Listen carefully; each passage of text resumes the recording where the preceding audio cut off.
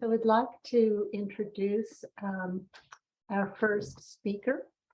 Her name is Derval Dunford, and she is a level 3 breath, body, mind teacher who combines breathing, artwork, and teaching children. Are you going to give me the whole space? Thank you. Okay, so Derval, please. Thank you, Dr. Gerberg, Dr. Brown. Thanks to everybody for being here and for all the interesting comments. It's just so far fantastic, and I'm delighted to be here and to have this opportunity to speak. So I'm based in the west of Ireland. I hope you can all understand my accent. It's like another language. So when you hear Dr. Gerberg and Dr. Brown speak, you often hear them say, when they talk about consistent breath practice, you often hear them say, some big change will happen. So I'm here to tell you about the little story about my big change. Where to start? Just over a year ago, I had never done any artwork. And now, at the moment, I have an interactive, audio-visual, bilingual exhibition with 27 images and 54 audios. And included in those 54 audios are 27 individual breath practices connecting with each image. So at the moment where it stands in terms of my artwork, I have this exhibition. It has been shown in 2 galleries here in the west of Ireland, a 3rd gallery hopefully in March in Dublin. I am now registered as a professional artist here in Ireland. And the 3rd interesting thing is that I am one of 4 artists that have been commissioned to work with the healthcare executive and hospice staff to support them, staff that are dealing on a daily basis with death and bereavement. So I'm honored to be doing all of this, and I still can't believe that I'm doing all of this. This is like, as Dr. Brown said, the magic that happens when you're 5 or 6. And this is the magic that I felt in this breath art sort of practice.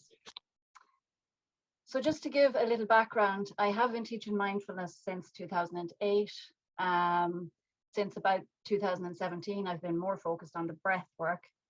And always, all of my practices, I've always wanted them to be creative and to be earth-based and sort of grounding. Interestingly, I always, almost always, for several years anyway, I've encouraged the children, both the children and the adults that I teach, I've encouraged them to reflect and respond in a kind of an artistic way, even if they have absolutely no idea how to draw or anything. I wasn't doing it, but I was encouraging them to do it because it's a way of responding and reflecting without words, which kind of can be deeper, and something comes out that wouldn't come out with words. But up until June 2021, I hadn't done any artwork myself at all. So in May 2021, an artist, a brilliant artist who wanted to do, he was going to teach a group of international artists about ink, and he wanted to add the breath to the ink. So he approached me and he asked, would I do this? And I was very excited. I thought, oh my God, this sounds great. So we worked together. He introduced me to ink, and I just literally fell in love with ink instantly, which was totally unexpected, actually. I also fell into a little routine at the time. So what I started to do was I'd go for a walk in nature, then I'd do some breath practice there, and then I just literally play with the ink like a child. And these images just started to come out. All of this happened around the time that my brother Steve was diagnosed with terminal cancer. And this creative routine like really gave me, it really sort of grounded me. It kept me sane, and it gave me a lot of joy at that time. I can honestly say that the images flowed through me rather than from me. And that's actually quite scary because I'm not sure I'm going to be able to do them again. But it all came together as a blend of breath, art, and the Irish language. And I have a real fondness for the Irish language. The exhibition was called Talamh agus Teanga, which means land and language. And Irish is an ancient language that dates back to the 5th century, which is interesting. So there's a deep connection with the earth. And I also see breath as a language. So when I played with my 2 languages and my ink, this is what happened. This is called Gia. Gia is an Irish word that basically in ancient Ireland meant a supernatural entity rooted in nature.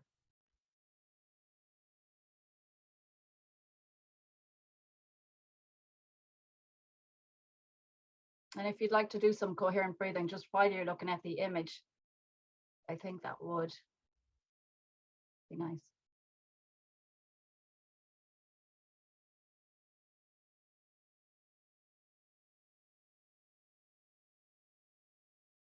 So Gia. Whenever you're ready, Dr. Gerber. The second image is called Splink.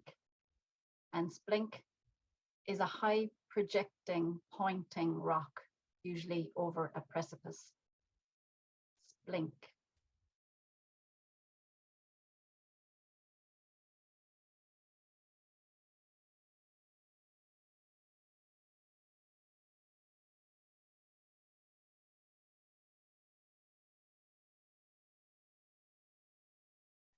This image is called Monin.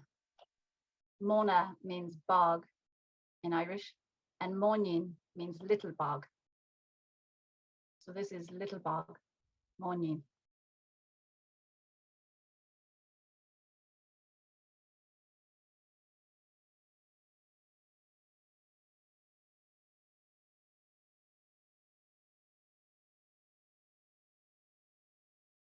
This is called Ton, Tonn. I particularly love this word, ton. It means a wave, but it can also mean the entire ocean. Ton.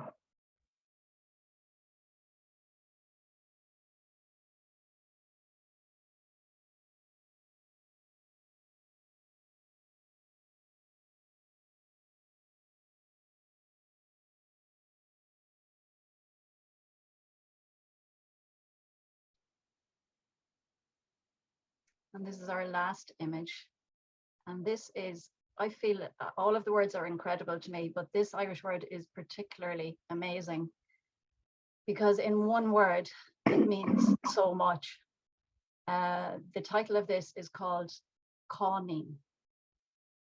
Cawning. And it means, this is a very long meaning, the goosebumps that you feel when you ponder the interrelatedness of things and realize how small we are in comparison to the whole. So cawning, the goosebumps that you feel when you ponder the interrelatedness. Sorry, the goosebumps you feel when you ponder the interrelatedness of things and how small we are in comparison to the whole. Cawning.